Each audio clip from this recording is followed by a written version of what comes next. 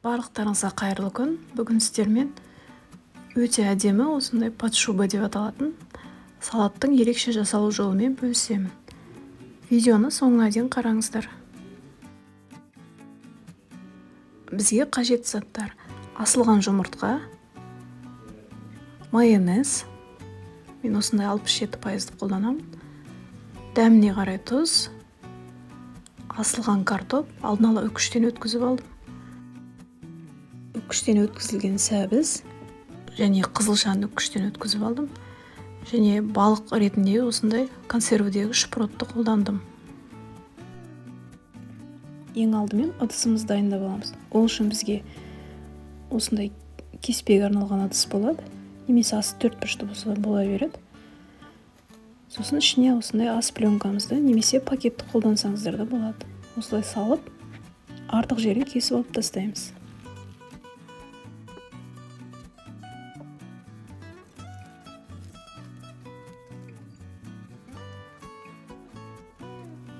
Енді салатымызды бастаймыз.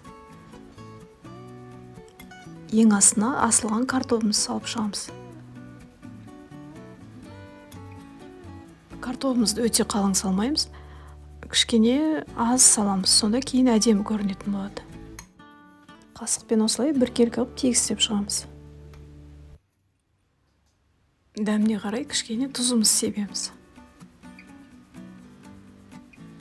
Сосын бетіне майонезімізді жағып шығамыз. Майонез өз қалауынша, егерде көп ұнаса, көп жақсаңыздар болады. Қасықпен осылай тегістеп шығамыз. Енді келесі бетіне осылай сәбізімізді салып шығамыз. Онда біркелкі қылып тегістейміз. Сәбізіміздің бетіне де кішкене бір шымшым тұз себеміз. Сосын майонезімізді жағып шығамыз.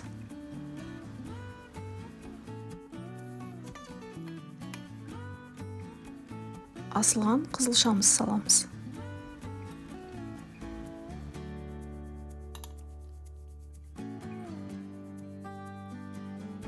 Қызылшамыздың бетіне бір шымшым тұзымызды себеміз. Сосын майонезімізді жағамыз. Енді екінші рет қайталап картопымызды саламыз. Сонда салатымыз биік, әдемі болады.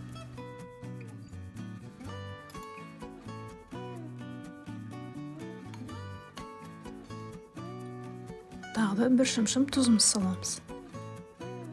Сосын майонезімізді жағамыз. Енді шпротымызды саламыз. Егерде шпротты, балықты кез келген астына салатын болсақ, аударған кезде төмен түсіп кетуі мүмкін. Сондықтан осылай арасына салып жібереміз.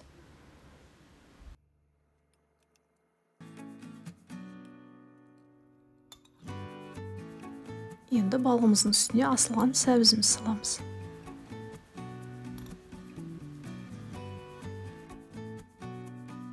Бір шымшым тұзымызды себеміз. Майонез жағамыз. Енді қалған асылған қызылшамызды осылай жағып шығамыз. Сосын бетіне асылған жұмыртқамыздың ағын осылай үккіштен өткізіп саламыз. Немесе кейін қалдырып қойып, бетіне сепсеңіздер де болады.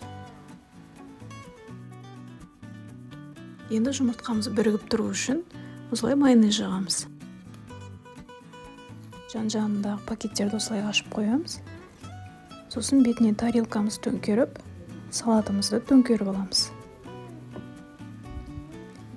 Енді ыдысымызды алып тастаймыз.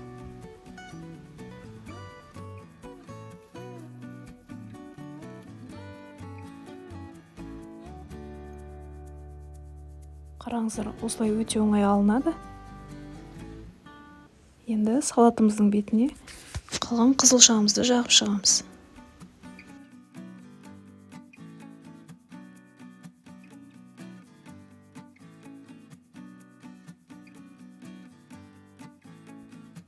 Қызылшамыздың бетіне майонезімізді жағамыз. Сонда қызылшамыз жақсы ұстап тұратын болады.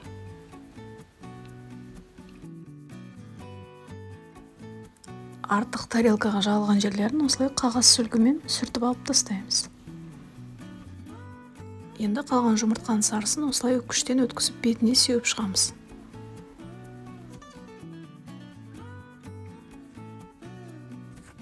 Осымен өте оңай жасалатын сельдь-под шубой салатымыз дайын болды. Видео рецепт ұнаса, лайк басып, пікір қалдырыңыздар. Сіздермен болған Әсел, келесі видеода кездескенше.